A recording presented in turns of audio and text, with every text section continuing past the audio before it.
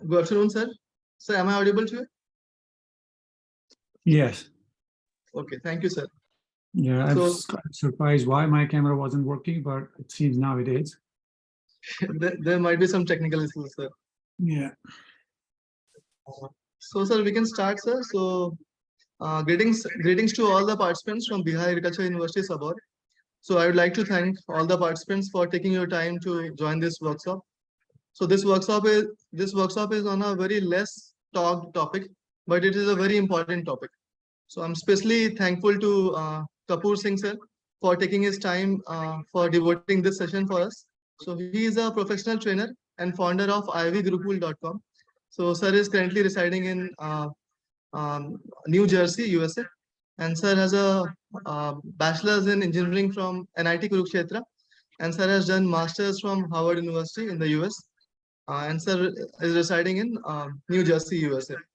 So I thank sir for taking his time to deliberate on this important topic. So in the next 2 hours, you will be learning about improving your skills for facing interviews, building confidence, and various insights regarding interview preparation. So, sir, we also have our principal who will be joining shortly. He is in a meeting currently. So once he joins, we will listen to him also. So thank you so much, sir, for your taking your time. And sir, the stage is open to you, sir. You can start. Thank you, Aditya. Thank you so much for giving me this opportunity. And I also thank Dr. D.N. Singh, Associate Dean cum Principal for the Bihar Agricultural College, as well as Dr. D.R. Singh, who is the Vice Chancellor, who obviously must have given a green light to this project. So thank you for giving me this opportunity, and I hope I live up to the expectations and I'm able to answer some questions, because interviewing is one of the most important skills, no matter how good you are technically. But if they feel that you're not a good fit for the organization, it will be difficult for people or somebody to hire you. So it becomes really important that you or nobody ignores the importance of an interview in the hiring process. Aditya, you want me to speak mostly in English, Hindi, Haryanvi? What do you think? So you can combine both English and Hindi. That will be most apt for our participants. Okay. So yes, sir. One second, sir. I can also the participants can also write in the chat box if you are comfortable with some. Sir is also fluent in Haryanvi, so if you in what languages you are fluent, you can please write in the chat box. I'll convey I that think to sir.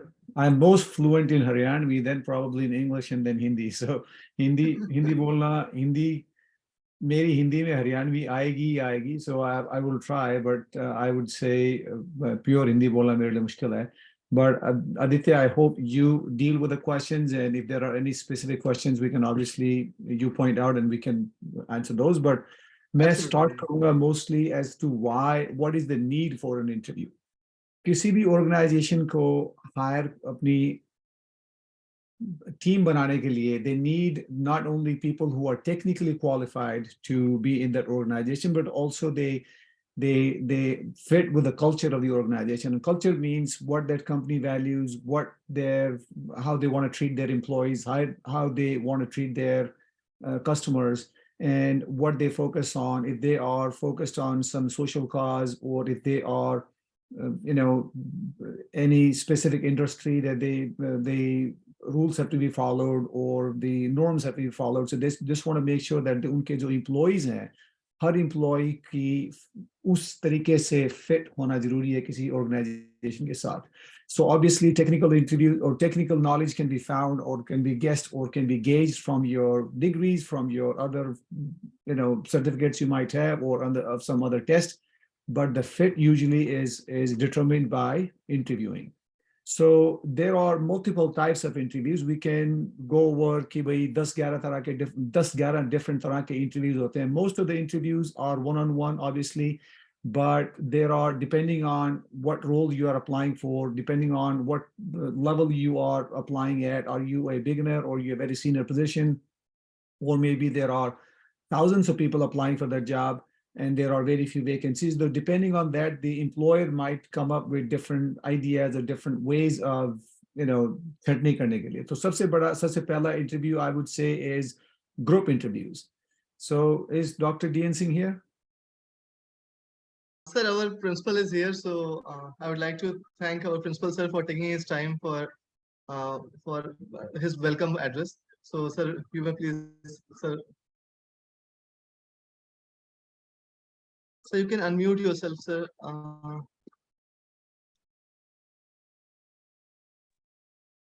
Hello. Yes, sir. Yes, sir. You are audible, sir. Hello. Sir, you are audible, sir. We can hear you, sir. Sir, we can hear you.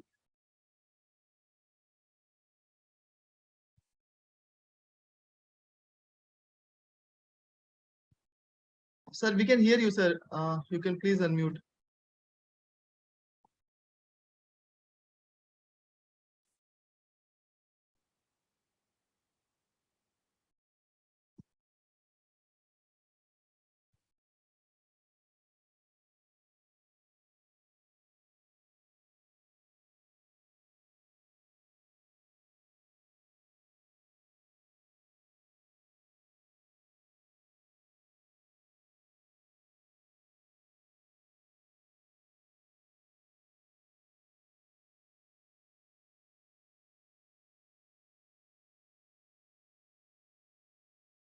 Doctor साहब आपको unmute करना पड़ेगा आपका वो microphone.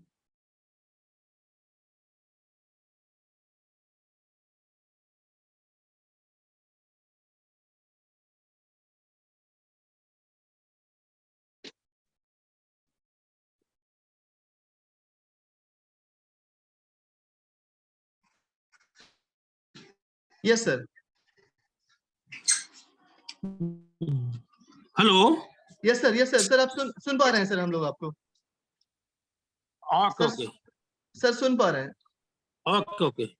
Yes, The sir. talented undergraduate and postgraduate students at Bihar Agriculture University, other university, distinguished guests and faculty members. A very warm welcome to all of you to this workshop on interview essentials, step by step guide to success. Today marks the beginning of journey towards acquiring the necessary skill and knowledge to excel in interview and secure the job or internship opportunity aspire to. First of all, I would like to thank Mr. Kapoor Singh, a Harvard alumnus who has taken his time for the students and faculty of our university to deliberate on such an important topic, which is most often not much talked about. On behalf of my university and the students, I thank you with the core of my heart for accepting our request. We gathered here today with a shared goal to empower each one of you to confidently navigate the interview process and present yourself in the best possible light. We understand the significance of interview in shaping your future careers and the importance of equipping you with the essential tools to succeed. In this workshop, we will delve into indicative and the interview process, exploring different types of interview, a strategy for preparations, mastering interview techniques, and much more. This workshop aims to provide you with practical insights, valuable techniques, and ample opportunity for practice, feedback, and growth. In today's competitive world, it is not enough to have excellent academic record alone. Employers seek individuals who possess a well-rounded skill set, exceptional communications ability, and the confidence to articulate their strength effectively. This workshop is designed precisely to help you develop and enhance these critical skills. Remember, this workshop is not merely about acquiring knowledge, it is about honing your skills and developing a mindset of success. I encourage you all to ask questions, seek clarification, and make the most of this platform. I extend my deepest gratitude to organizing committee at Center Excellence in Teaching and Learning, that is CTLB Sabor, who have put in hours effort to make this workshop possible. Your commitment is commendable. We are immensely grateful for your contributions. To the participants, I applaud your decision to invest in your personal and professional growth by being a part of this workshop. Your enthusiasm and eagerness to learn will undoubtedly yield fruitful results. I encourage you make the most of this opportunity for meaningful connections with your peers and build a network that will support you throughout your career. Thank you, and I wish you all an enriching and rewarding workshop experience. So thank you very much, and it's a good wishes to all of you. Thank you, Dr. Aditya and Dr. Kapoor. Okay, Thank you, sir. Dr. Aditya, Thank you, now sir. may continue. Sure, sure, sir. Thank you, sir. Thank you, sir, for your welcome address. Thank you. All right, thank you, Dr. S.N. Singh, to give me this opportunity once again, because we had just begun when you entered the room, and we had started as to किस तरह के interviews, different type के interviews आपको face करने पड़ेंगे. तो मैं कह रहा था कि there are about 9-10 different types of interviews. Obviously, one-on-one interview is the most common interview. But depending on the situation, you could be put in a group interview. So most of the time, group interview जब होता है, जब आपको एक बहुत बड़ी group ने बहुत ज्यादा लोगों ने अप्लाई किया है और कम सीट्स है, तो दे माइट उनको छटनी करने के लिए दे माइट से कि ओके इसमें हमारे को 100 में से अगर 10 आदमी लेने तो 10 में से पहले ग्रुप इंटरव्यू करते हैं, या तो शुरुआत की पोजीशन के लिए वो कर सकते हैं, या फिर बड़ी संस्था में भी बड़े रोल्स के लिए भी कई बार ग्रुप इंटरव्यू होता है, बिकॉज ग्रुप इंटरव्यू में they need to see as to how you interact with other people. एक टीम में आप कैसे काम करोगे, और आप एक टीम प्लेयर हो कि नहीं हो, एक दूसरे को हेल्प कर सकते हो नहीं कर सकते, बिकॉज किसी भी ऑर्गेनाइजेशन में अगर आप जाओगे तो आप you do not work in a vacuum, you are always going to work with someone, आपका बॉस या आपका सबऑर्डिनेट या आपकी team members. So to hire the best people, they want to see how you interact with other people, whether you give other people a chance or whether you respect other people, whether you listen to other people, because a lot of people think कि आप जितना बोलोगे उतना अच्छा है, but they don't realize कि सुनना भी अपने आप में एक कला है. अगर आप अच्छी तरह से सुनोगे नहीं किसी को, तो आप प्रोजेक्ट को पूरा नहीं कर सकते. In fact, there was an article published in Harvard Business Review I read recently about how जो introvert लोग होते हैं, introvert means जो अंतर्मुखी लोग होते हैं, जो that means they have internal stimulation, they enjoy reading, they enjoy listening to people, they don't necessarily enjoy being in large group, but वो sometimes they are the best CEOs because उनके पास वो क्षमता होती है सुनने की दूसरे लोगों की और उनके एम्प्लॉयज के सबऑर्डिनेट्स की ताकि वो इम्प्रूवमेंट्स कर सके. अदरवाइज जो बहुत डोमिनेंट टाइप पर्सनैलिटी होते हैं वो दूसरों की बात कम सुनते हैं, तो sometimes they are not the best interview, they are not the boss. So सुनना अपने आप में एक कला है. इसलिए सभी को ये लगता है कि अगर हम ग्रुप इंटरव्यूज में वो देखना चाहते हैं कि आप अगर बोलते हो या सुनते भी हो या एक दूसरे का हेल्प भी करते कि नहीं करते हो. Next interview type would be let's say phone interviews, because खासकर पेंडेमिक के कारण ये शुरू हुआ और अभी भी खूब सारे लोग ये मानते हैं कि अगर आपको ट्रैवल नहीं करना पड़े तो फोन से आपका बेसिक इंटरव्यू किया जा सकता है. उसके बाद depending on whether you qualify for the next stage और नॉट, दे वो आपको फोन के थ्रू छटनी कर सकते हैं. तो फोन इंटरव्यू में सबसे जरूरी बात है, लोग ये नहीं रियलाइज करते कि अगर मैं फोन पे हूं उनको क्या पता कि मैं खुश हूं, नाराज हूं, एक्साइटेड हूं, दुखी हूं, बट आपकी आवाज से पता लग सकता है कि आप एक्साइटेड हो, डरे हुए हो, नर्वस हो या नहीं हो. So make sure you are aware कि फोन में जो आपके आवाज की जो टोन है उससे अगला आदमी बता सकता है कि आप किस तरह की सिचुएशन में हो। तो इसलिए अगर फोन इंटरव्यू के लिए भी आपको प्रैक्टिस करनी चाहिए अपने दोस्तों के साथ, रूममेट के साथ, अपने कोई और माँ बाप भाई बहन के साथ, कि फोन इंटरव्यूज लगता है कि आसान है बट सबसे ज्यादा आपको अपनी आवाज की टोन प्रैक्टिस करनी बड़ी जरूरी है। Then of course the next type is the in person interviews which is most common, उसके बारे में डिटेल में बात करेंगे। Then there are virtual interviews because आजकल खूब सारे कंपनीज दे उनको लगता है कि भी ट्रैवल की कॉस्ट बचा सकते हैं या they can hire people remotely, अगर उनको वर्क फ्रॉम होम करवाना है तो वो वीडियो इंटरव्यू हो सकता है। खूब सारी यूनिवर्सिटीज में भी, यूएस में भी, टॉप की यूनिवर्सिटीज में भी, हार्वर्ड, एमआईटी, स्टैनफोर्ड वगैरह के लिए आजकल इंटरव्यू होते हैं। खूब सारे इंटरव्यूज वो वीडियो कॉल से होते हैं। सो वीडियो कॉल में भी जस्ट मेक श्योर कि जो बेसिक मैनर्स है कि आप एक क्वाइट रूम में हो, शोर नहीं हो रहा है पीछे से या कुछ और ऐसा नहीं हो रहा है, और आपका बैकग्राउंड अप्रोप्रिएट है फॉर द सिचुएशन। सो उस तरह की चीजें जरूरी हैं। सबको ये देखने के लिए कि आपको जो वर्चुअल इंटरव्यू है, जो वीडियो इंटरव्यू है, it is as good as a real interview. So दूसरा देन पैनल इंटरव्यूज होते हैं जब इसमें आपको एक की बजाय 4-5 लोग इंटरव्यू करते हैं। तो वो कई बार ये देखने के लिए होता है कि भाई आपको अगर एक बड़ी टीम में काम करना है, अगर मिड या सीनियर लेवल पोजीशन के लिए, तो डिफरेंट टीम के जो हेड्स हैं जो आपसे डील करेंगे, जिसको आप रिपोर्ट करेंगे, जिससे आप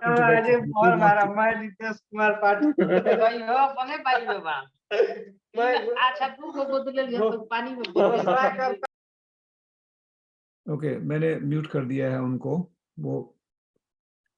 दूसरा जो पैनल इंटरव्यूज है तो उसमें कई बार आईएएस के लिए, बड़ी पोजीशन के लिए पैनल इंटरव्यूज होते हैं बिकॉज उसमें they have to see the culture fit for different parts of the organisation.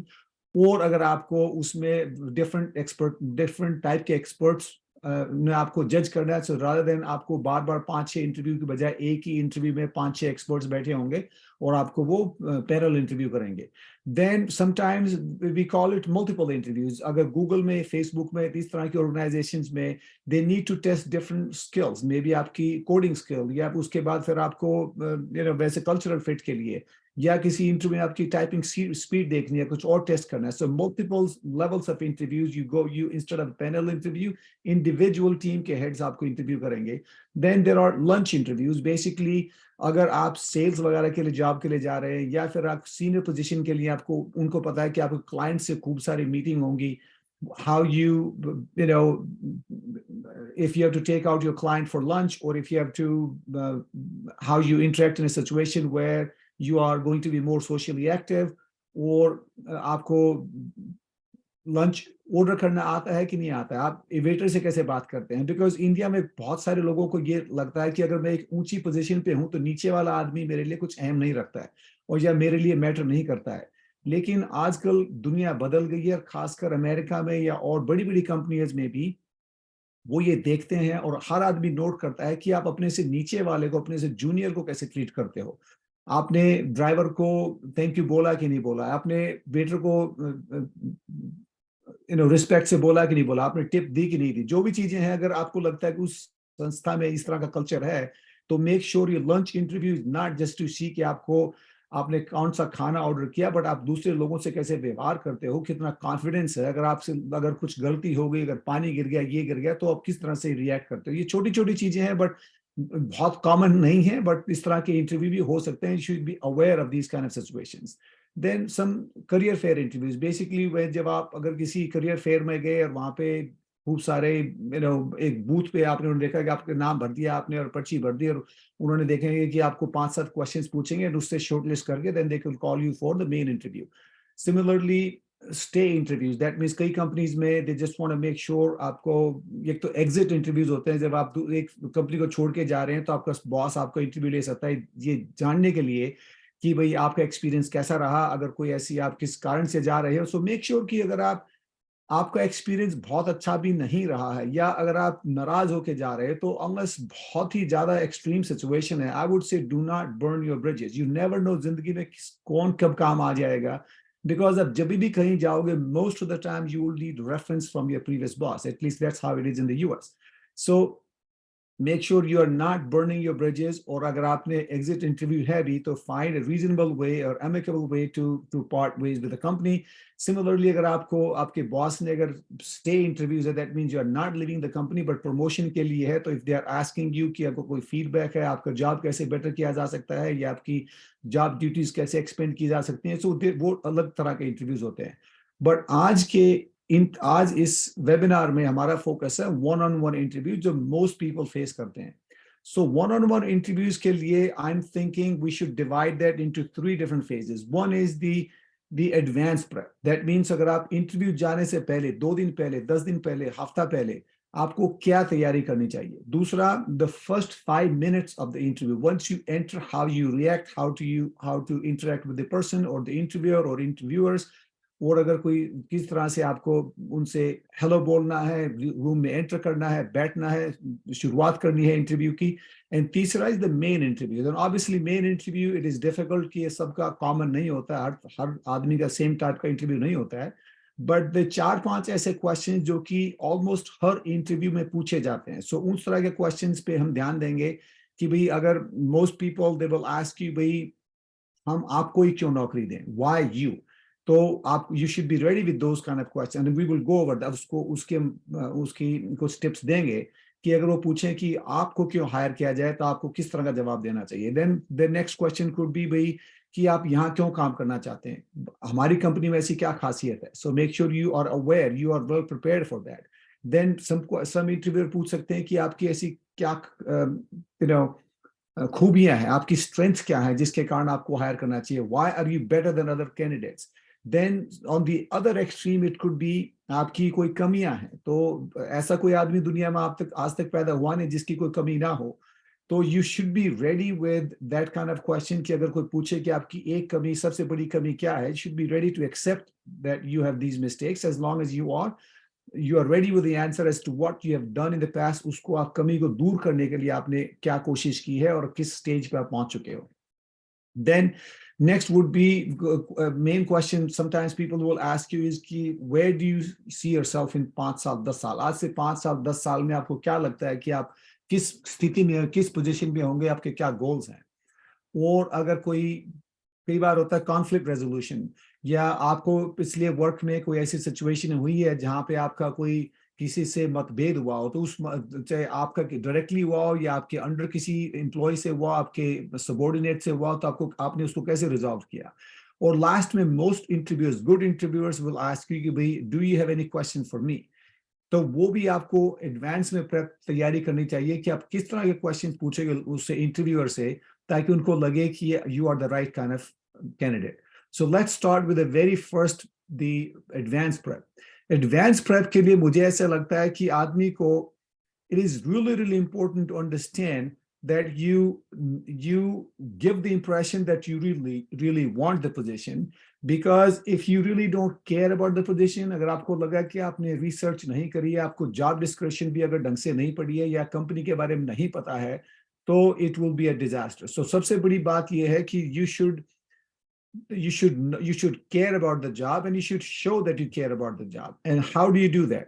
You research the institution, research the job, research the company. उनका चाहे वो organization कितनी बड़ी है, क्या structure है, उनका ये किस job के लिए आप apply कर रहे हो, इसकी progression क्या है, या आपने उनकी website पे time बताया है कि उनके क्या main products क्या है, उनकी stock price क्या है, उनका कब company शुरू हुई थी, और उनकी ऑर्गेनाइजेशन में कुछ ऐसी खास चीजें हैं, जो उनकी फाइनेंशियल हेल्थ कैसी है कंपनी की, उनकी जो मैनेजमेंट टीम कैसी है. डजंट मीन आपको हर चीज याद करनी चाहिए, बट एटलीस्ट अगर आपने उनकी वेबसाइट पे अगर आपने घंटा 1.5 घंटा लगाया है, if you really want the job, तो you will come across as somebody who is well prepared and who really understands, who really knows the company. अगर आपने विंग करना है, अगर आपने वैसे ही जाके और गोली देने के चक्कर में रहा, तो लोग समझ जाएंगे कि आपको कितनी मेहनत आपने की है. सो वो एक मेहनत आप इजीली दिखा सकते हो उनकी वेबसाइट पे, या उनके जो क्लाइंट्स हैं उनसे बात कर सकते हो, या करंट एम्प्लॉय से बात कर सकते हो. तो make sure you know as much as you possibly can. And that does not mean that आपकी जॉब के बारे में, बट जितना ज्यादा अगर बड़ी सोच है, जितना ज्यादा ओवरऑल बिगर पिक्चर आपको अगर कंपनी की अगर अंडरस्टैंड कर सकते हो, उतना ही आपके लिए बेटर है. Then you also could pay attention to the language they speak. And language doesn't mean कि वो हिंदी बोलते हैं, अंग्रेजी बोलते हैं, हरियाणवी बोलते हैं, but उनकी कोई खास इस तरह की बज वर्ड्स हैं, या आपके वो क्लाइंट्स को वो पेट्रन्स बोलते हैं, या क्लाइंट्स को वो कस्टमर बोलते हैं, या उनको यू नो जो न्यू हायर्स को ट्रेनीज बोलते हैं या इंटर्न्स बोलते हैं. सो अगर वो उनके प्रोडक्ट को किस ढंग से बोलते हैं, तो वो चीजें कंपनी की जो लैंग्वेज है, आपकी भाषा है, अगर वो आपने उनकी वेबसाइट पे, उनकी एडवर्टाइजमेंट में, उनके न्यूज़पेपर आर्टिकल्स में अगर आपने पढ़ लिया और वही आप बोल रहे हो, तो दे वुड नो कि आप really care about the company. So ये छोटी छोटी चीजें हैं, but the more you know, the more you time you spend, the better you will prepared you will come across. The next thing is make sure you advance में 2-3 questions तैयार रखो कि आपको इंटरव्यूअर से क्या क्वेश्चंस पूछने हैं. And वो we can go over later in the time, because वो एक जो इंटरव्यू के एंड में वो क्वेश्चंस मैंने बोला था कि 4-5 क्वेश्चंस आपको पहले से तैयार होने चाहिए, तो we can go over that, but you should prepare that. Now the other thing is that most of the time, or I would say most interviewers का जो पहला क्वेश्चन होता है, वो बोलते हैं कि भी tell me a little bit about yourself. Lekin before we go into that actual interview, you should be practicing that. That means whether you practice your, we call it intro, or you call your pitch. जिस तरह से अगर एक company अपनी advertisement बनाती है, उसे main सारा आपको 30 सेकंड में बता देती है. या अगर आप कोई स्टार्टअप फाउंडर हो और अगर आप फंडिंग के लिए जाना, आपको $1 मिलियन की फंडिंग चाहिए, आपको 1 लाख रुपए की फंडिंग चाहिए, तो मोस्ट पीपल जो है वो एक पिच बनाते हैं कि उसके उस 2 मिनट में, 3 मिनट में, 4 मिनट में उन्होंने मेन सारी चीजें आपने उसको बता दी. तो उसके बाद ऑफ कोर्स जो उनको जिस चीज की जरूरत है, उस और जिस क्वेश्चन और जिस पॉइंट को उनको लगा कि इंपॉर्टेंट है, उस पर और पूछेंगे. But you should have your pitch. Make sure you refresh your life experiences, because अगर आपने बोला कि मैंने ये किया और मैं इतना बड़ा इस चीज में माहिर हूं, लेकिन आपने एग्जाम्पल्स नहीं दिए, तो ऐसा लगेगा कि अगर आपने एविडेंस प्रोवाइड नहीं किया तो उसका कोई फायदा नहीं है. तो make sure that when you are presenting your pitch और यू आर आंसरिंग और practising, walk me through your resume और टेल मी अबाउट योरसेल्फ. मैं अगले 5 मिनट में बताऊंगा कि किस तरह से आप प्रैक्टिस कर सकते हो. But make sure this is part of the advance prep, कि before you go into the interview you really know what your story is and why you are a good fit and what you want to highlight in that interview. So जब आप interview में enter करते हो, which is the second part, which is the first 5 minutes of the interview, जब भी आप interview में enter करोगे, you have to realize that, or you have to at least assume that जो इंटरव्यूअर है वो चाहता है कि आप अच्छा करो. अगर कोई ऐसे इंटरव्यू में आप फंस गए हो जिसको पता है कि उन्होंने वहां सिफारिश चलनी है, या अगर ऑलरेडी किसी को उन्होंने हायर करना है, तो फिर आपके बस की बात नहीं है. लेकिन अगर वो सिंसियर इंटरव्यू है, and if you think that you have a good shot, then you have to go with the positive mindset कि इंटरव्यूअर आपका भला चाहता है, आपको वो चाहता है कि आप अच्छा करो. अगर आप नर्वस भी हो, तो make sure you are aware that you're nervous, because if you're aware you're nervous, you will be less nervous. If you try to act कि मैं नर्वस नहीं हूँ, या if you try to pretend कि आप नर्वस नहीं हो, वो मुश्किल हो जाता है. लेकिन अगर आपको रियलाइज कर लो कि मैं नर्वस हूँ, तो it in my opinion it helps. In fact, people say कि अगर आप किसी भी बड़े काम के लिए अगर नर्वस नहीं हो, that means you don't care about it enough. In fact, मेरे जब छोटा था, 7वीं 8वीं क्लास में मैंने एक किताब पढ़ी थी. Sebastian Coe, who was the Olympic 800 and 1500 meter Olympic champion था, उसके फादर उसके कोच थे, and right now he's the World Athletics का हेड है, Sebastian Coe. तो उसके फादर की जो बुक थी, उसमें ये लिखा था कि अगर तुमको बड़ी रेस से पहले अगर बार बाथरूम नहीं जाना पड़ रहा, दैट मीन्स आप नर्वस नहीं और आप अच्छा नहीं करोगे. दैट मीन्स वो आपके लिए इतनी बड़ी सिचुएशन है ही नहीं, और आपको जो एड्रेनलिन रश चाहिए वो आपके पास नहीं है. तो you have to go into the interview thinking that if it is a big deal, you will be nervous and the interviewer will know कि आप नर्वस हो. सो इसमें ज्यादा घबराने की बात नहीं है. तो इसलिए कई लोग सोचते हैं कि मैं नर्वस हूं, तो उससे और ज्यादा खराब होता है. तो अगर ये रियलाइज कर लो कि इंटरव्यूअर को पता है और आपको ही पता है, तो आपका you will have a better और easier time calming yourself down. देन जैसे ही आप अंदर कमरे में घुसते हो, मेक श्योर कि आप जो है यू एक्नॉलेज कि भाई आपको जो है जिस ढंग से उसको बोलना है इंटरव्यूअर को, थैंक करो उसको कि आपने they give you the opportunity. You can say something like thank you, I greatly appreciate the opportunity to meet and interview with you, I am excited to be here. अगर आपने कोई इस company का कोई प्रोडक्ट यूज किया है या किसी एम्प्लॉय से बात की है या किसी और चीज के बारे में आपको लगता है कि आपको बताने की जरूरत है, तो एक दो सेंटेंस उसके बारे में बोल सकते हो, ताकि उनको लगे कि आप उस इंटरव्यू के बारे में पहले ही 2 मिनट में आप इंप्रेशन दे रहे हो कि you really care about it. But make sure you thank the interviewer for giving you the opportunity when you enter the room. Don't ये नहीं सोचना है कि मेरे को एंड में थैंक यू कर दूंगा. यस, उस टाइम भी करना है, लेकिन आपको इंटरव्यू बुलाने के लिए ही आपको थैंक यू करना चाहिए मेरे हिसाब से. Then be ready for the most important question, which is tell me a little about yourself or walk me through your resume. या अपने बारे में कुछ बताइए. उसमें ज्यादातर लोग घबरा जाते हैं. उनको ये नहीं पता होता कि इसमें कितना बोलूं और कितना बताऊं, कितना ना बताऊं. सो मेरा ये मानना है कि डिपेंडिंग ऑन कि आपका इंटरव्यू की लेंथ कितनी, आपको ऑलरेडी पता होता है. आपको ईमेल में या आपके फोन में बताएंगे कि आपका इंटरव्यू 30-35 मिनट का इंटरव्यू होगा या 1.5 घंटे का इंटरव्यू होगा. तो अगर आपका 30-35 मिनट का इंटरव्यू है तो मे बी आपका जो इस बात का जवाब कि अपने बारे में कुछ बताइए, मे बी 1-1.5 मिनट का हो सकता है. और आपको लगता है 1.5 घंटे का इंटरव्यू है तो मे बी 2-2.5 मिनट बोल सकते हो. But you don't want to talk about 5 minute के बारे में भाषण बनाने की जरूरत नहीं है, because of course there is enough time in that 90 minute के इंटरव्यू में कि आप enough questions पूछेंगे और आप you will be able to highlight most of your skills. So make sure you have that. Depending on कितना बड़ा interview है, कितनी लेंथ है इंटरव्यू की, so 1 से लेके 2 मिनट तक का आपका इंट्रोडक्शन होनी चाहिए. अब उस इंट्रोडक्शन में लेट्स से अगर आप कॉलेज ग्रेजुएट हो और आप फर्स्ट जॉब के लिए जा रहे हो, तो उसमें आप शुरू कर सकते हो कि आप कौन से कॉलेज से हो, आपकी कौन से सब्जेक्ट्स में आपने मेजर किया है, कौन सी आपकी आप सिविल इंजीनियर हो, मैकेनिकल इंजीनियरिंग की है या आपके एग्रीकल्चरल में कोई स्पेसिफिक टाइप की डिग्री है, वो बताओ. आपने फिर बात कर सकते हो कि कॉलेज में आपने उससे रिलेटेड कोई और प्रोजेक्ट किया है, जैसे कोई रिसर्च की है या कोई एकेडमिक कॉम्पिटिशन्स किए हैं. तो again you have to realize कि आपको वो सारा 2 मिनट में बताना है, तो इसलिए बहुत ज्यादा डिटेल बताने की जरूरत नहीं, बिकॉज आप इस दौरान आपकी कोशिश है कि आप मेन पॉइंट्स उनको एक बार रिवाइज करा दो, उनके माइंड में ला दो, ताकि उसके बेस पे क्वेश्चंस पूछ सकते हैं. सो आपने अगर प्रोफेशनल काम किया है या फिर दूसरा कॉलेज में आपने कोई क्लब्स, अगर आप कुछ स्पोर्ट्स करते थे या डिबेट करते थे या ड्रामा करते थे या एक्टिंग करते थे या सोशल सर्विस करते थे, तो मेक श्योर यू से 1 or 2 sentence about that. Then अगर कॉलेज से बाहर अगर आपने कोई काम किया है, अगर किसी 2 बच्चों को आप पढ़ाते हो या किसी की फीस देते हो, या अगर आपने अपने गांव में वृद्धाश्रम में अगर आपने 5 बुजुर्गों को आपने हेल्प किया, जो भी किया, तो अगर कोई आप सोशल काम करते हो, make sure you include that in your, because उन्होंने पूछा आप अपने बारे में बताइए. दैट डज नॉट मीन कि आपको सिर्फ टेक्निकल बताना है, वो आपकी पर्सनैलिटी के बारे में पूछ रहे हैं. सो make sure you do that.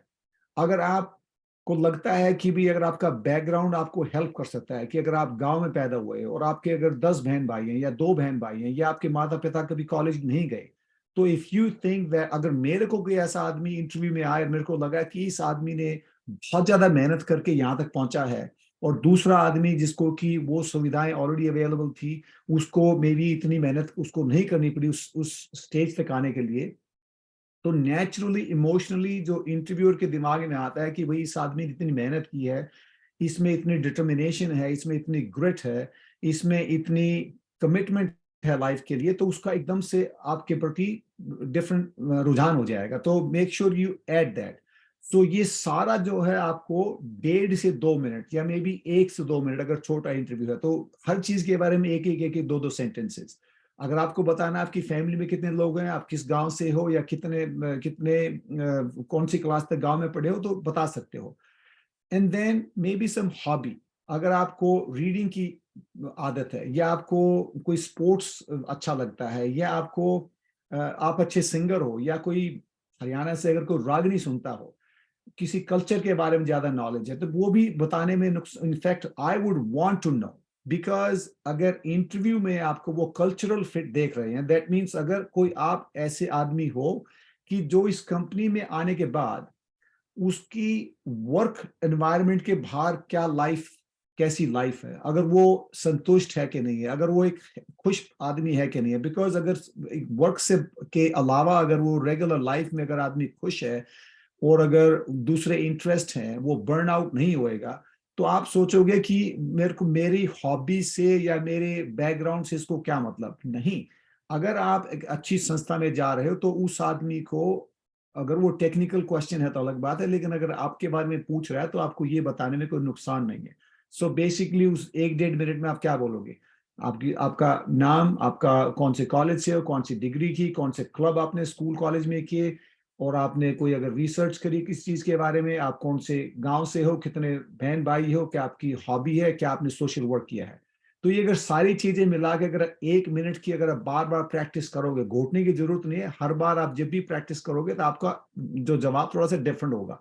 तो अगर किसी दोस्त के साथ, रूममेट के साथ अगर आप प्रैक्टिस कर रहे हो तो make sure you have this pitch, basically thinking that अगर मेरे को टीवी पर एडवर्टाइजमेंट देनी है तो मैं अपने बारे में एडवर्टाइजमेंट क्या दूंगा। तो उस तरह का आपको इस चीज की प्रैक्टिस करनी चाहिए। तो आपको इतना नेचुरली आपको वो शब्द आपके एक माला बन जाएगी उन शब्दों की कि मेरे को अपनी इंट्रोडक्शन ऐसे देनी है। तो दैट इज दी, आपको जो मेन क्वेश्चन है कि भाई tell me about yourself. Then next, उसके बाद जो most of the time the main question people would say कि भाई why should we hire you? इतने सारे एक 100 कैंडिडेट हैं, 100 कैंडिडेट में से हमारे को अगर 5 अगर लेने हैं तो आप ही को क्यों हायर करें, आपका आप में ऐसी क्या खासियत है। सो मेक श्योर दैट उस क्वेश्चन के जवाब के लिए आपने यू हैव टू स्टडीड और यू हैव टू रेड और you have two is understood the job requirement, कि जॉब की जो पोस्टिंग है उसमें आपका जो स्किल है आप वो हाईलाइट करो कि वो स्किल पे आपके पास है। वो स्किल आप वो 100 में से हो सकता है 80 लोगों के पास हो, लेकिन make sure you highlight that.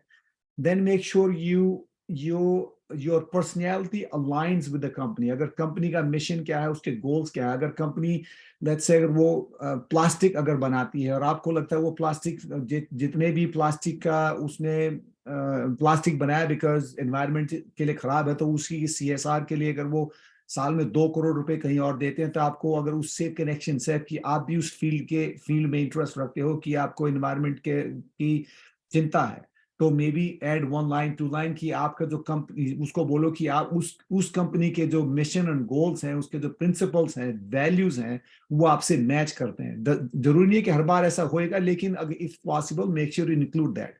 Then you make sure you have researched quantify your accomplishments.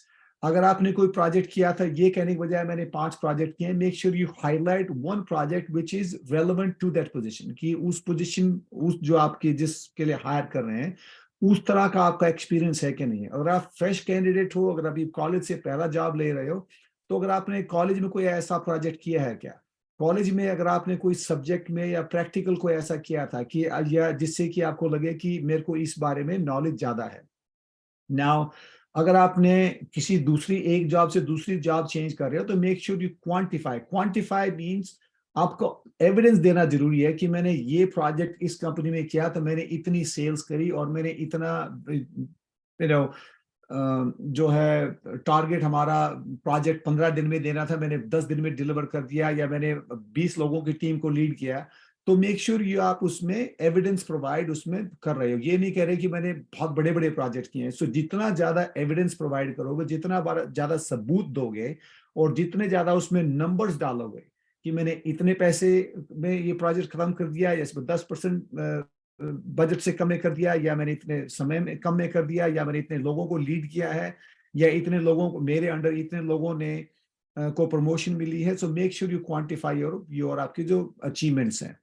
And then make sure you go above and beyond. Above and beyond का मतलब ये है कि ऐसा नहीं है कि वो कंपनी आपको चाहती है कि आप 12-12 घंटे काम करोगे, 18-18 घंटे काम करोगे, लेकिन हर एम्प्लॉयर ये चाहता है कि भी अगर जरूरत पड़ जाए, अगर मजबूरी में ऐसा हो जाए कि आपको 12 घंटे काम करना पड़ जाए, या आपको लगे कि भाई ये प्रोजेक्ट डिलीवरी के लिए आपको उस दिन घर नहीं जा सकते ना।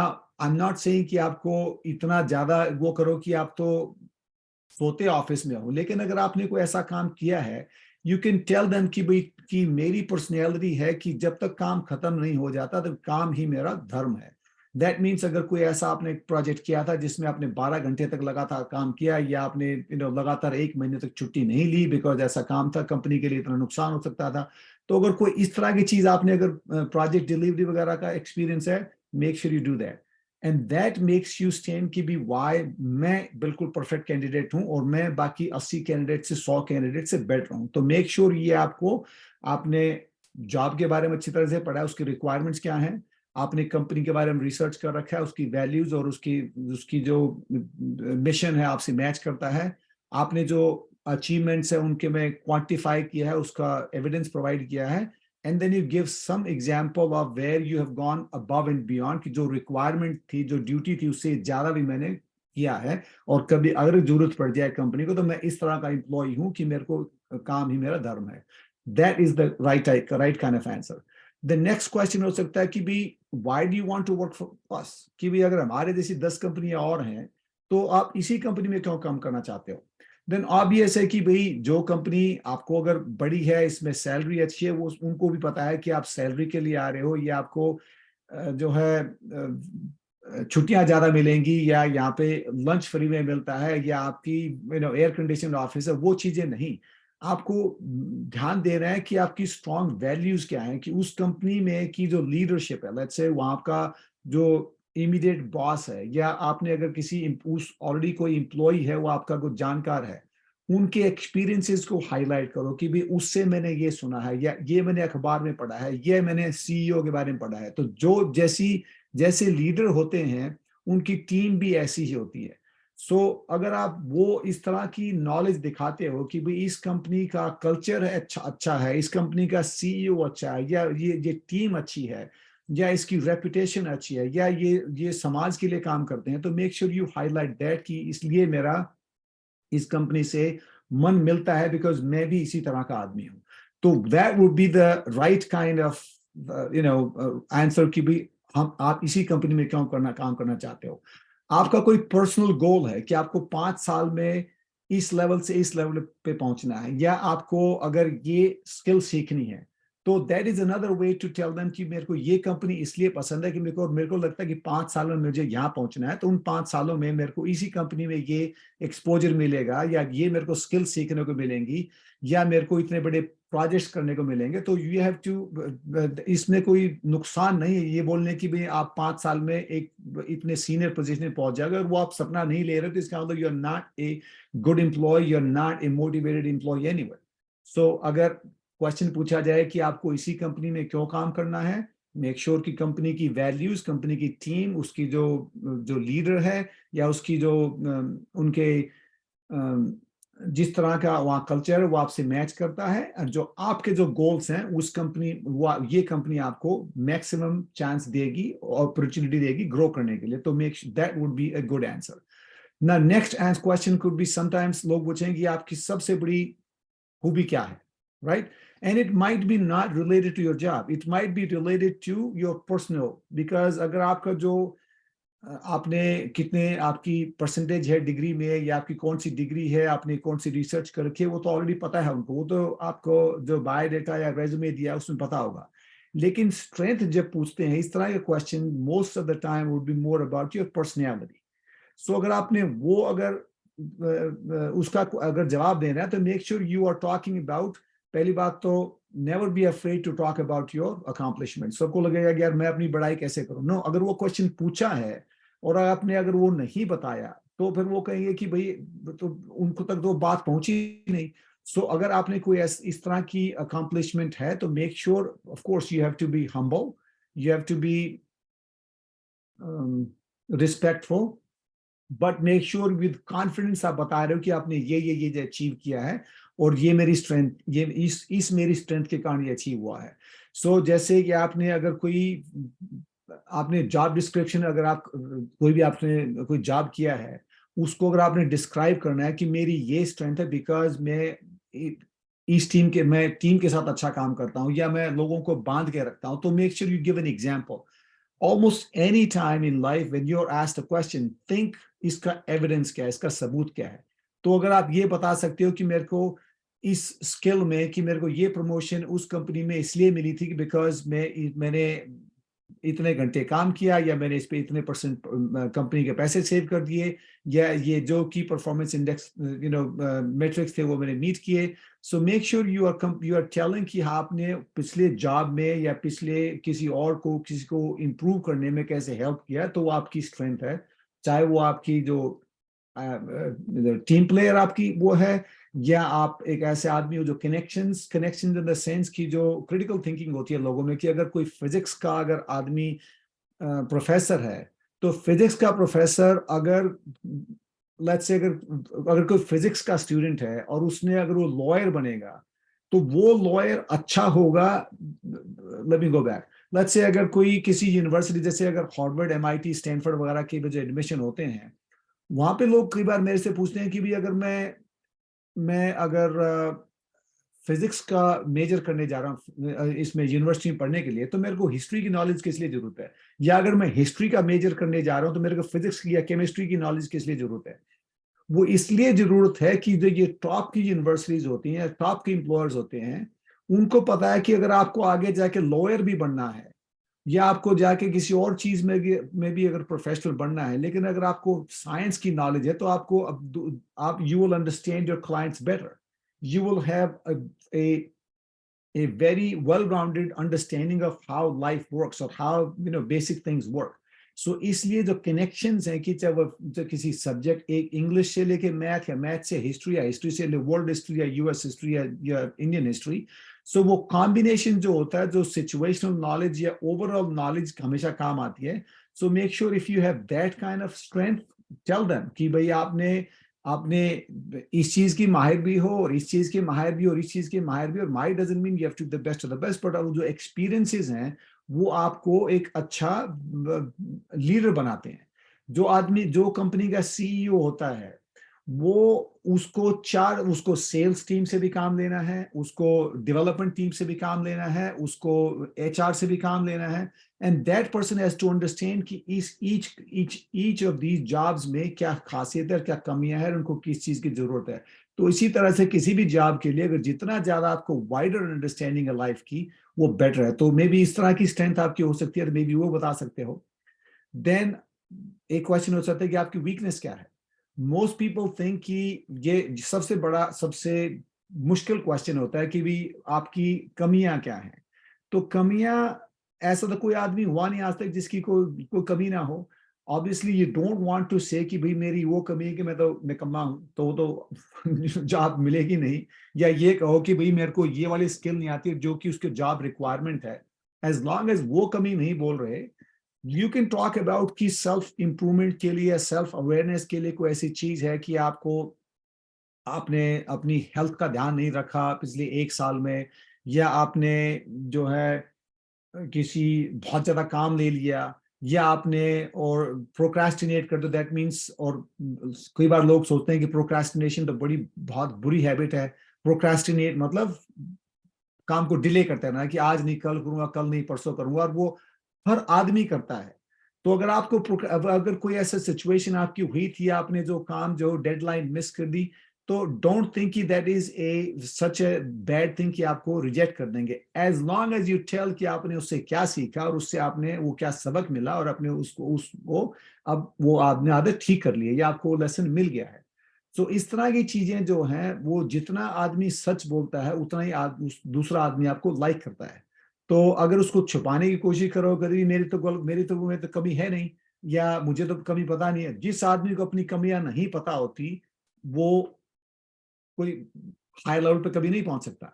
वो जब उसको यही नहीं पता कि इंप्रूव क्या करना है, तो इंप्रूव क्या करेगा, राइट. तो इसलिए अपनी कमी पता होना जरूरी है. चाहे वो आप ये है कि आप बहुत ज्यादा काम करते हो, या आप अपने सेहत का ध्यान नहीं रखा, या आपने एक बार डेडलाइन मिस कर दी थी, या आपने ऐसा कर दिया था.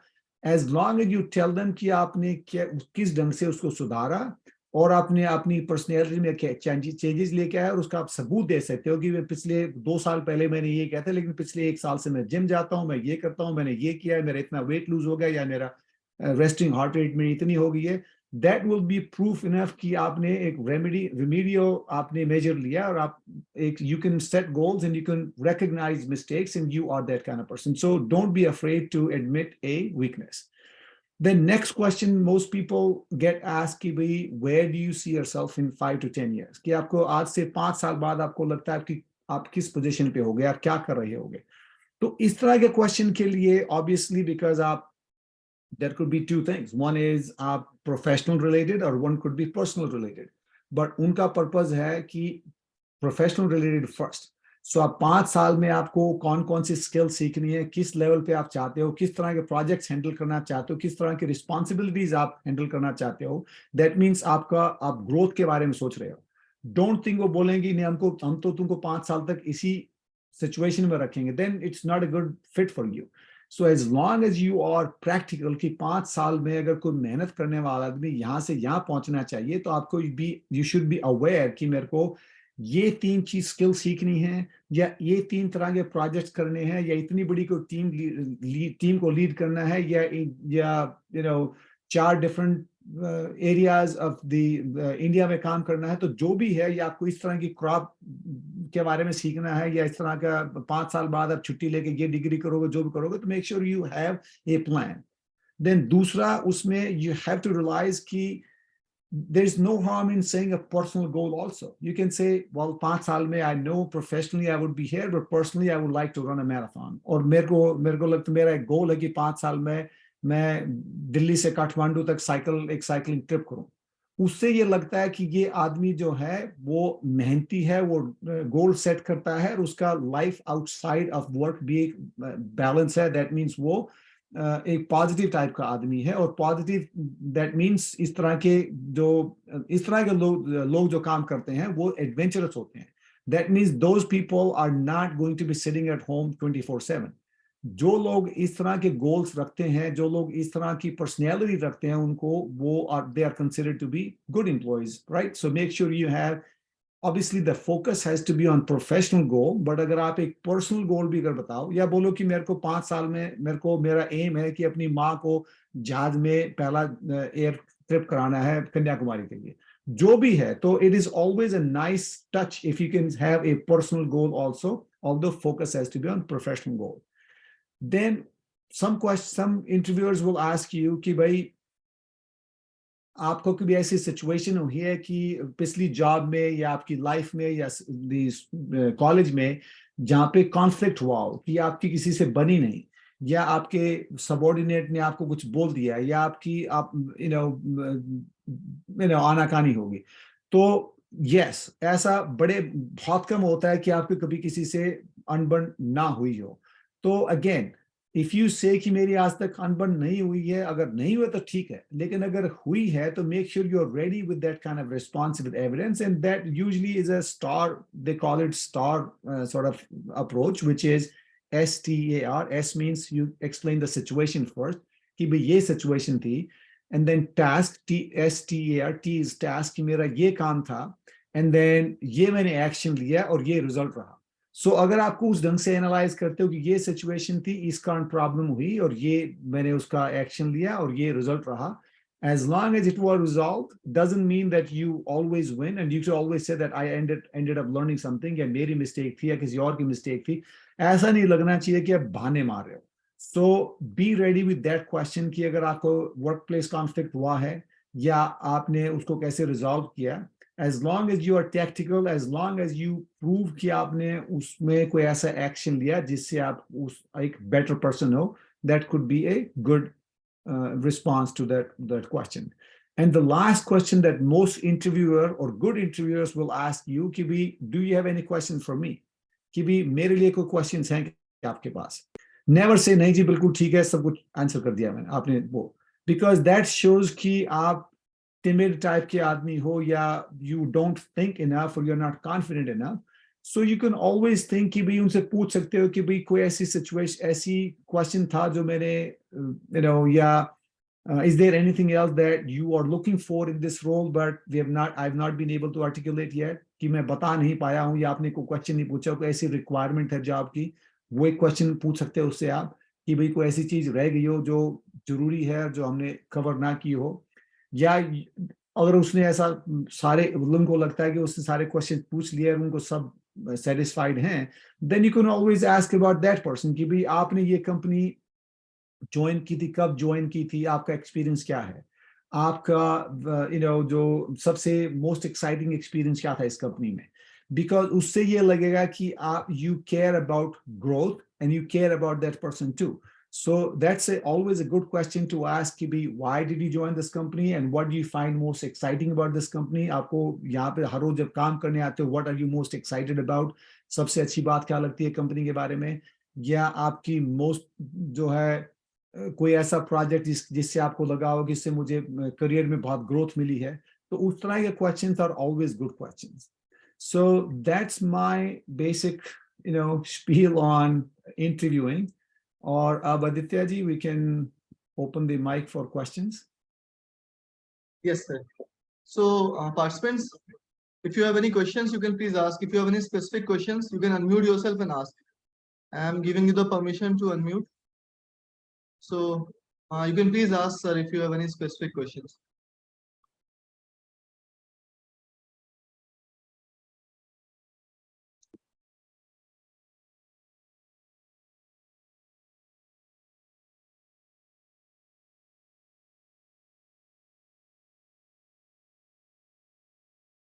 जितने भी पार्टिसिपेंट्स हैं, अगर आपके पास कोई क्वेश्चन है तो आप पूछ सकते हैं सर से. Sir, what Yes. should be the dress code we should follow, or what should be the sitting posture that we should follow in the interview?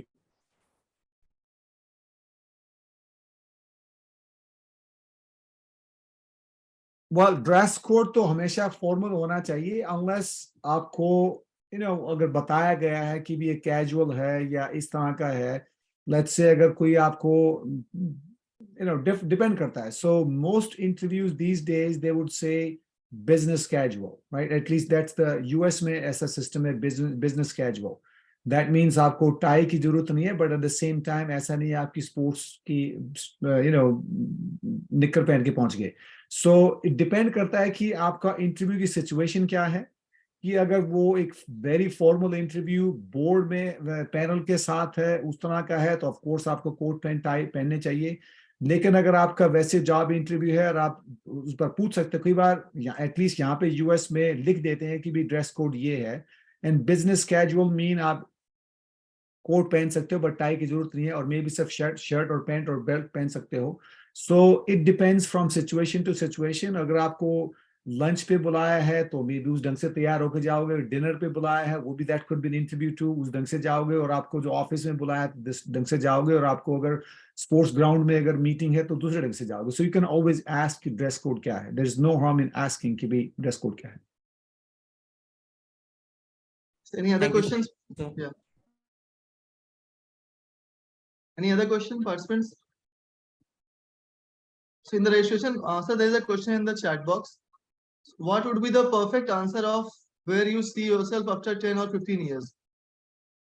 Yeah, so जैसे मैंने बोला 10 to 15 years, you should know कि आपकी जो जिस position पे आप enter कर रहे हो 10 से 15 साल में उस पोजीशन को अगर जो एम्बिशियस लोग हैं वो कहाँ पहुंच सकते हैं.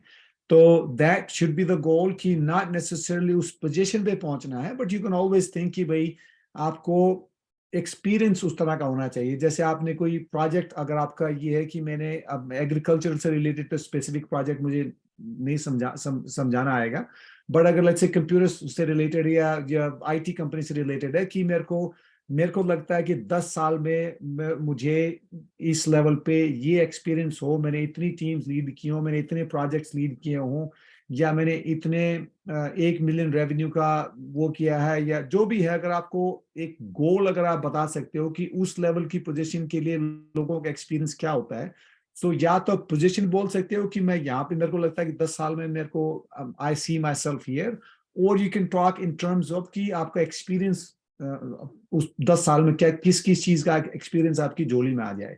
तो डिपेंडिंग कि मतलब कान को इस तरफ से पकड़ो या दूसरी तरफ से. बात हुई है कि आपको एक्सपीरियंस के टर्म्स में बता सकते हो या पोजीशन के टर्म्स में बता सकते हो. और जैसे मैंने बोला कि एटलीस्ट अगर कोई ढंग का इंटरव्यूअर है, they will appreciate if you also have a personal goal कि 10 साल बाद मेरे को जो है कि एक मैराथन रन करनी है, या मेरे को 10 किलोमीटर की रेस में हिस्सा लेना है, या अपने गांव में 10 बच्चों को पढ़ाना है, तो उस तरह के गोल भी आप ऑलवेज इंक्लूड कर सकते हो, बिकॉज दैट इज ऑल्सो, जैसे आदमी प्रोफेशनली बढ़ता है उस तरह से पर्सनली भी ग्रोथ होनी चाहिए। तो उस तरह के goals are always, of course they have to be secondary, main goal has to be professional, but you can always include that goal कि मेरे को एक सोसाइटी के लिए ये करना है, वो भी एक ऐड कर सकते हो आप। Thank you, sir. That was a great answer, sir. So, any other questions? So, Ria has a question: how to tackle situational-based questions? आप बताओ रिया, कोई सिचुएशन कोई क्रिएट की है किस ढंग से आप, बिकॉज अलग अलग सिचुएशन पे अलग अलग करेगा, बिकॉज अगर आपको लेट्स से उन्होंने जानबूझ के अगर कोई टफ क्वेश्चन पूछा है, maybe they are trying to test you कि आप कितने सच बोलते हो या कितना गोली दे रहे हो उनको। So sometimes they will ask you और somebody will ask you a question that you have no idea, and my personal preference is you can always say कि I don't know the answer to.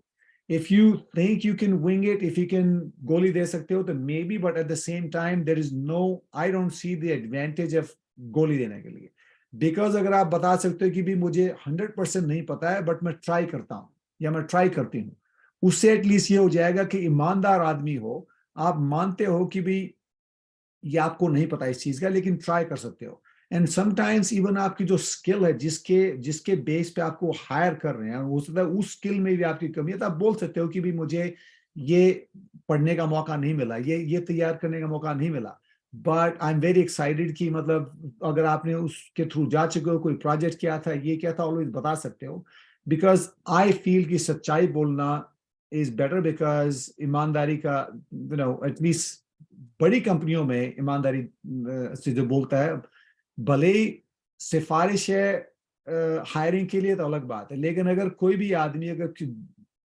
Day to day life में किसी से बात करते हो, जो आदमी सच बोलता है वो सबको अच्छा लगता है, लेकिन हमको ऐसा लगता है कि मैं झूठ बोल के इसको मैं बहका सकता हूं, तो आपको लगता है आपने बहका दिया, लेकिन दूसरा बेवकूफ नहीं है, उसको पता लग जाता है कि झूठ बोल रहे हो। So to be likable, in fact, when I coach students, and I coach students, they end up going to Harvard, MIT, Stanford type of colleges, I always tell them कि you have to be likable. अगर दूसरा बंदा आपको like नहीं करेगा तो आप कितने भी स्मार्ट हो नहीं लेंगे आपको, राइट? एंड लाइकेबिलिटी का सबसे बड़ा फैक्टर है कि आपको ईमानदारी दिखानी है। Yes, sir, Sir, absolutely, how sir. to remove the hesitation? How to remove the hesitation, because hesitation we cannot answer clearly.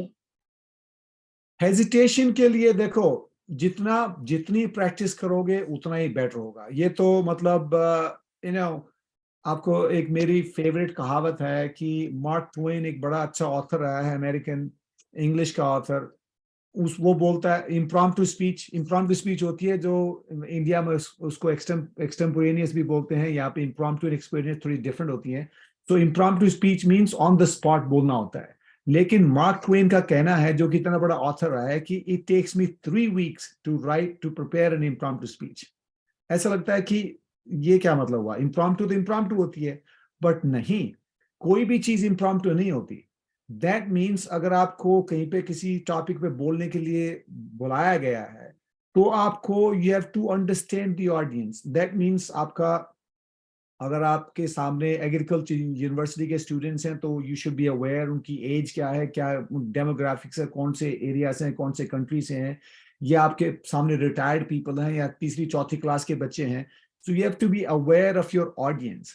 Similarly you have to have enough stories in your back pocket, evidence. अगर जो आदमी एक अच्छा story teller होता है, जो आपको अगर कोई इंटरव्यू में क्वेश्चन पूछा गया और उसमें आपने एविडेंस प्रोवाइड कर दिया कि मैंने, कोई बताया गया कि भाई लेट्स से आपको टॉपिक दिया कि the harder I work the luckier I get, that means मैं जितनी ज्यादा मेहनत करता हूँ उतना ही ज्यादा लगता है मैं लकी हो गया हूँ।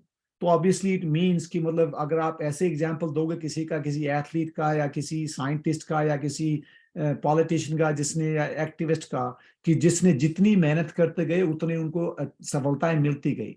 तो उसी तरह से आपको जो है लाइफ में अगर हेजिटेशन मिटानी है तो उसके लिए प्रैक्टिस करनी पड़ेगी, चाहे वो 10 बार अपने रूममेट के साथ करो, चाहे किसी और के साथ करो। लेकिन जैसे मार्क ट्वेन को 3 हफ्ते इम्प्रॉम्प्टू स्पीच के लिए बोल रहा है, इसी तरह से आपको इंटरव्यू के लिए एकदम से हेजिटेशन नहीं जाएगी। तो जितनी ज्यादा आप प्रैक्टिस करोगे उतना ही अच्छा है।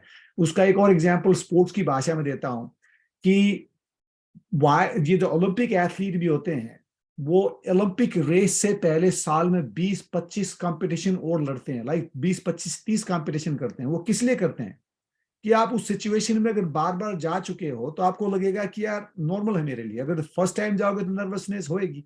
तो हेजिटेशन जब होती है जब आप किसी भी जगह फर्स्ट टाइम जाते हो। अब मैं इस वेबिनार के लिए जब लॉग इन किया है मैंने, मुझे पता है कि 70-80-100 लोग इसमें लॉग इन करेंगे। मेरा ये काम है कि मैं ये कितनी बार करता हूँ, लेकिन फिर भी मुझे हेजिटेशन है, नर्वसनेस है कि पता नहीं कैसे शुरू होगा। जैसे मेरा कैमरा शुरू में मेरे को have to restart my computer. So nervousness तो लाइफ में होगी ही होगी, हेजिटेशन तो होगी ही होगी। उसको कम करने के लिए जितना प्रैक्टिस करोगे उतना ही धीरे धीरे कम होती जाएगी। तो इसलिए जो ओलंपिक एथलीट हैं वो ओलंपिक्स जाने से पहले 30-25 रेस और दौड़ते हैं ताकि उनको उस चीज की प्रैक्टिस हो जाए। So there is another question in the chat box. I'll just read it for you. In what manner we should sit or make an eye contact with an interviewer? देखो आई कांटेक्ट तो जो, क्योंकि हम अपनी personality development, जो मेरा programme है, जो मेरा बिजनेस है, पर्सनैलिटी डेवलपमेंट बच्चों के लिए हम करते हैं, तो आई कांटेक्ट से बड़ी तो कोई चीज नहीं है। अगर आप दूसरे की आंख में आप नहीं डाल सकते तो ऐसा लगता है कि आप या तो झूठ बोल रहे हो या शर्मा रहे हो, राइट। लेकिन एक सिंपल तरीका है कि आप किसी आदमी के साथ आमने सामने बात करें तो उसको 2 सेकंड से ज्यादा आप आंख मिला नहीं सकते, बिकॉज ऑकवर्ड हो जाता है। सो बेस्ट होता है कि आप उसके नोज पे देखो या उसके माथे पे देखो या चिन पे देखो, तो उसको लगेगा आप आई कांटेक्ट कर रहे हो। बीच बीच में आंख मिलाई और उसके बाद फिर आपने उसकी चिन पे देख लिया या नोज पे देख लिया, अपने माथे पे देता कि लगे कि उस जनरल डायरेक्शन में देख रहे हो। अगर बिल्कुल ही आंख नहीं मिलाए उससे तो ऐसा लगेगा कि या तो आप इतने शर्मालू हो या आप झूठ बोल रहे हो। तो आई कांटेक्ट तो बहुत जरूरी है। Sir, there is another question. Sir, many a times different interviewers have different mindset. Will it be okay to answer according to them or should we stick on our own? नहीं, obviously जैसा जैसा देश वैसा भेष। अगर आपको obviously आपको सारी चीजें किताबी हिसाब से नहीं करनी है। अगर आपको लगता है उस कंपनी में इस तरह के लोगों को जॉब देते हैं, ये करते हैं, तो वो तो आपको फिर सिचुएशन के हिसाब से चेंज करना ही पड़ेगा। कि but at the same time सच बोलना, ईमानदारी दिखाना मेरे ख्याल से सभी लोगों को, हर दुनिया में हर आदमी को पसंद है। सो जो झूठा आदमी होता है उसको भी ईमानदारी पसंद है। सो अगर आप अगर ये उसके सामने ये दिखा दो कि आप एक ईमानदार और सच्चे आदमी हो, आपके चांसेस बढ़ जाते हैं, बिकॉज आपकी लाइकेबिलिटी फैक्टर बढ़ जाता है। तो you have to be likeable first. Thank you, sir. There is another question. How to react with para language when one of the member of your interview is staring at you constantly? Perhaps he does that. So how to react with that? Sir, in India, you will see that there are a lot of interviews in which a person will be there. He will be continuously staring at you. He is not supposed to ask any question, but he is supposed to look at your para language or body language. So how we should respond to that? I think that is the question of Jha. you obviously उनका काम है कि आपको observe करना कि आपको किस situation में किस तरह से एक्ट कर रहे हो। तो यू आर अवेयर कि वो आदमी उसका काम ये है, तो you just ignore, because if they are not asking you question there is no point of telling भी तू मेरी तरफ क्यों घूर रहा है, राइट। उसका काम है जस्ट इग्नोर, जस्ट थिंक वो कैमरा है, राइट। कि अगर आपको जो आदमी आपसे बात कर रहा है आप उसी का जवाब दोगे ना, उस आदमी ने आपसे कोई जवाब पूछना ही नहीं है, तो जस्ट थिंक कि वो तो एक कैमरा रिकॉर्ड कर रहा है, करने दो उसको। Right, sir. So participants, if you have any other questions, you can unmute yourself or you can ask in the chat box.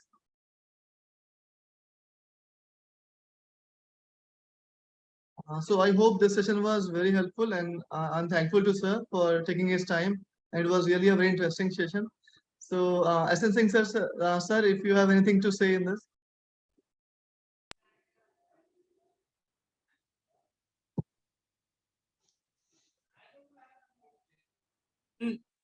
Yes, sir. So Again? you're audible. Yes, sir. Okay. So I'd like to thank all of you for your good Dr. Aditya. You are very smart boy, and regularly have organized this type of program.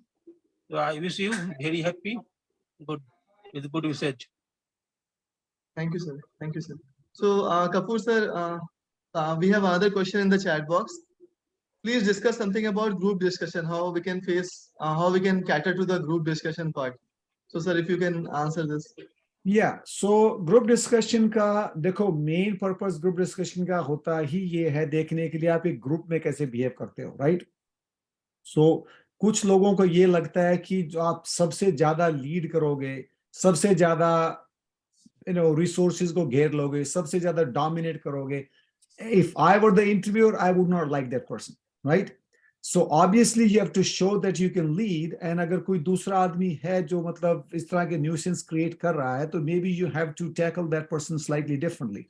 But in my opinion, you have to, number one, you have to make sure that you come across as somebody who is confident and who is a team player. And the दूसरा चीज ये है कि it should be fair. अगर आपको ऐसा नहीं लगना चाहिए कि आप जो है अपने खुद ही का गीत गाए जा रहे हो, कि अगर आपको ग्रुप में 6 लोग हैं, maybe you would be the person to make sure कि सभी 5 और लोगों को मौका मिल गया बोलने का, राइट? लेकिन अगर कोई लेट्स से एक आदमी है जो डोमिनेट कर रहा है, वो किसी को मौका नहीं दे रहा है, तो इंस्टेड ऑफ सेइंग कि भी मुझे मौका दो, यू कैन से भी और 5 लोगों को मौका मिलना चाहिए, let's hear from that person या let's hear from that person. So you should be the adult in the room or be the smart person or the considerate person in the room who is taking care of everyone and who is fair. And my philosophy comes back to the same, the initial thing that you have to be likable. And likable is people who are honest and who are, fair. And fairness is when you are making sure कि group में अगर कोई group में एक ऐसा member है जो नहीं बोलना चाह रहा है, जिसको नॉलेज नहीं है, maybe help them. So you should come across as somebody who is helping everyone, because the team succeeds when everyone succeeds only when the team succeeds. अगर एक आदमी dominate कर लिया, that's not a good team. So your goal should be to make sure कि team का जो है dynamics, you are taking care of everyone, not just yourself. Yes, sir. Absolutely, sir. So we have an appreciation in the chat box. Excellent session, sir. Such a nice delivery of content in a pragmatic and practical way. Great to hear you. So thank you, Dr. Amitabh Ghosh, for your comment. So there's another question. Sir, please discuss something about debate. So how this debate is different. Sir, can you please throw some light on this debate? Well, debate तो basically वो तो मेरा business है जो basically बच्चों को सिखाते हैं, because debate का purpose ये नहीं है कि भाई आपको एक subject की knowledge होनी चाहिए. Yes, of course, debate करने से subject की knowledge भी आ जाती है, but it's more about thinking. कि आपने अगर कोई अपना point दिया है, डिबेट में मेन तरह से मतलब 3 तरह के, एक जैसे आप कोई एसे लिखते हो, आपने इंट्रोडक्शन की, main body of the essay and then आपका कंक्लूजन लिखा.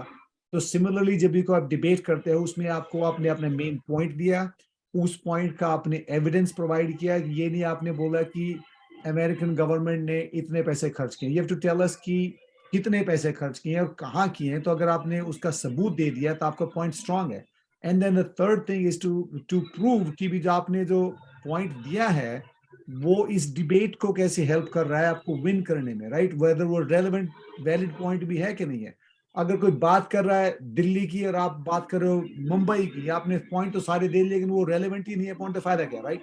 तो डिबेट टीचेस यू दो स्किल्स कि you understand critical thinking, you understand कि भाई आपने कोई, you made your point, you provide evidence for it, and you are giving as to the relevancy of that point, ki wo, why this is relevant to this. So that's basically debate. Otherwise, different debate format, different types of debates होते हैं. US में, colleges में, high school में 5, 6, 7 तरह की debate होती हैं. But overall, the purpose of that is still the same, कि भी आपको logical thinking होनी चाहिए आपकी. Sir, there's another question. Sir, please discuss how to manage agribusiness management. Can you be specific? This question is a very broad one. Please discuss how to manage agribusiness management. Yes, Rajiv Ranjan, you can unmute yourself and ask.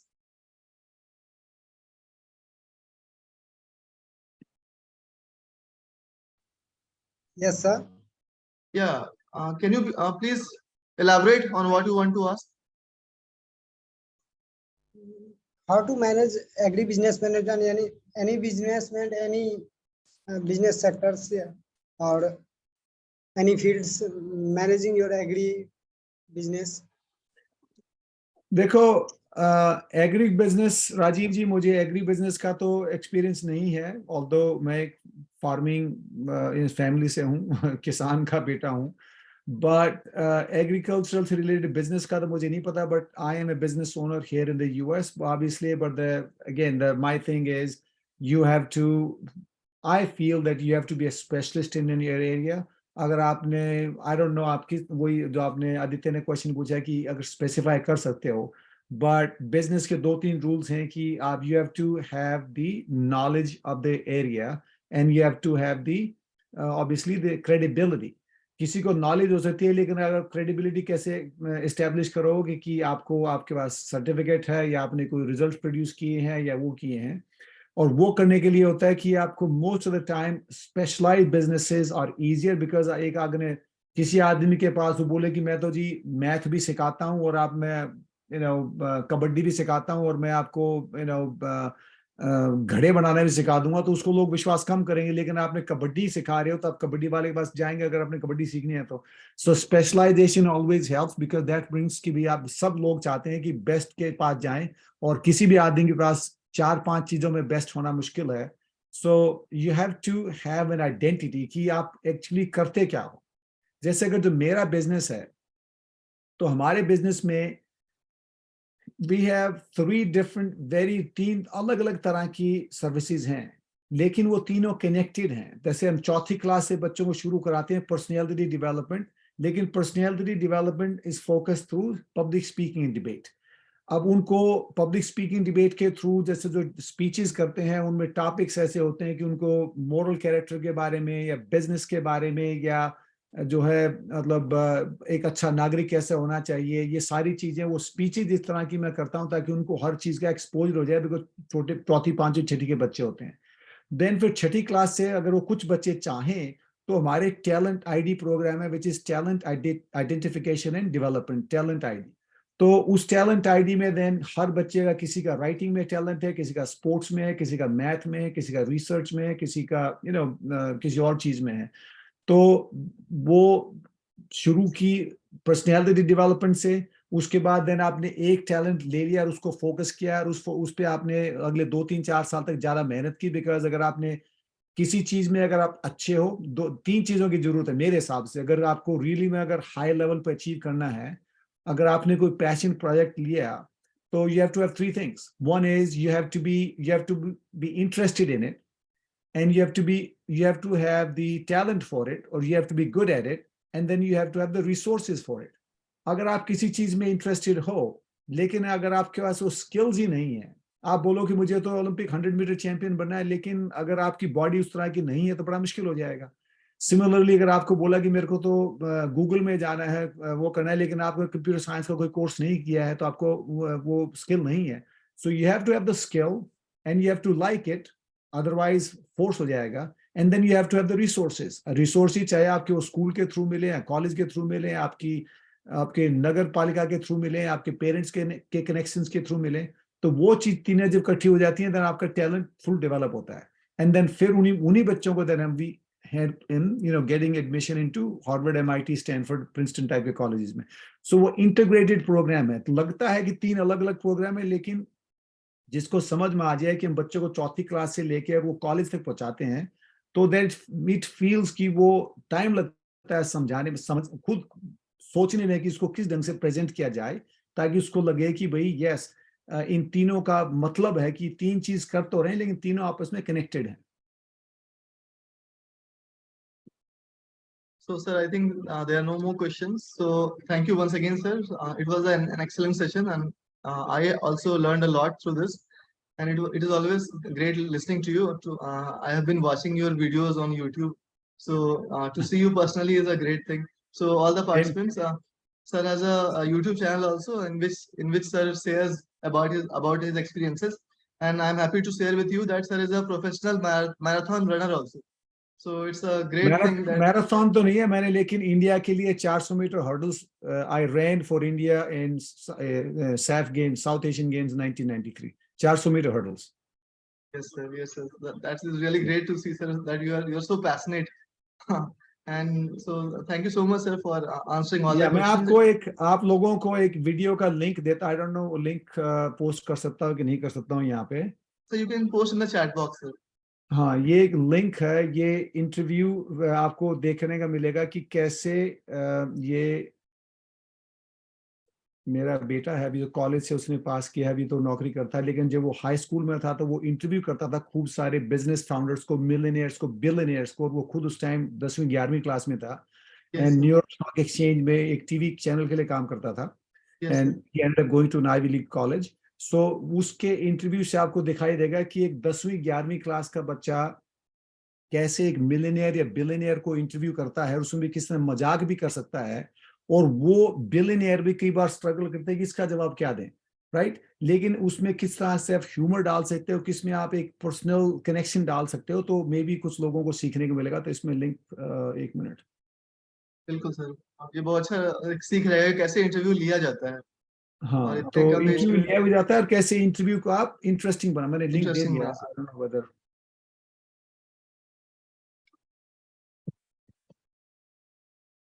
Sir, Yeah. can you paste the link in the chat box? हाँ मैंने कर दिया है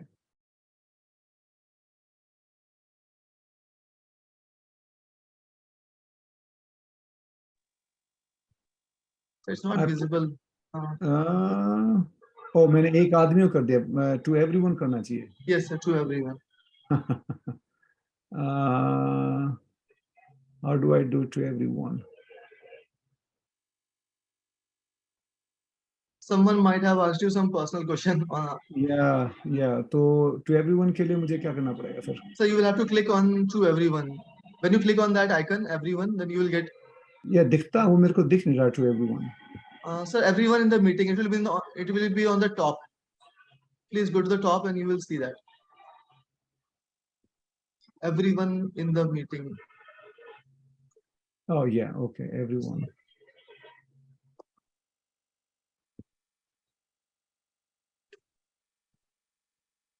अब Yeah. शायद दिखाई देगा Yes, sir. Yes, sir.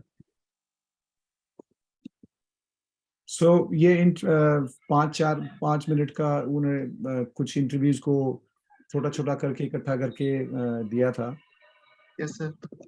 Yeah. So we also have a WhatsApp group. In that also, I will share it with the participants.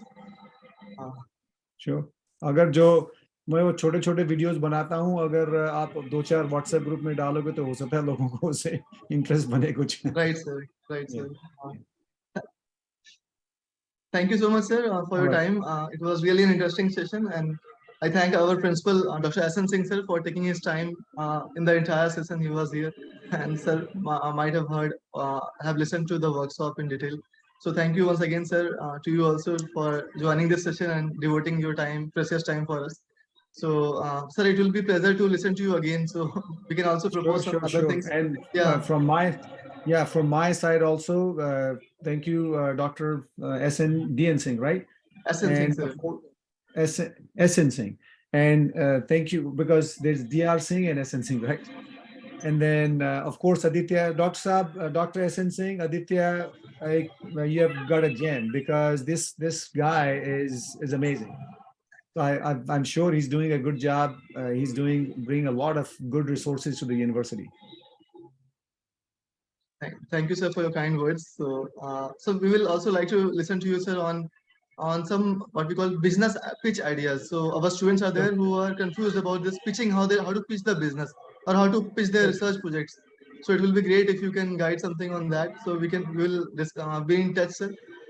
In future, we can plan to have some sessions also regarding pitching your in business fact, ideas. मैंने जो video दिया है मेरा जो बेटा sir. अभी he works as a venture capitalist basically that's their job they invest 2 5 10 50 million dollars companies में they basically they invest yeah ठीक है thank you Aditya thank you Dr. Thank you, SN thank Singh. you, thank you, sir. Thank you, sir. Thank you for your time.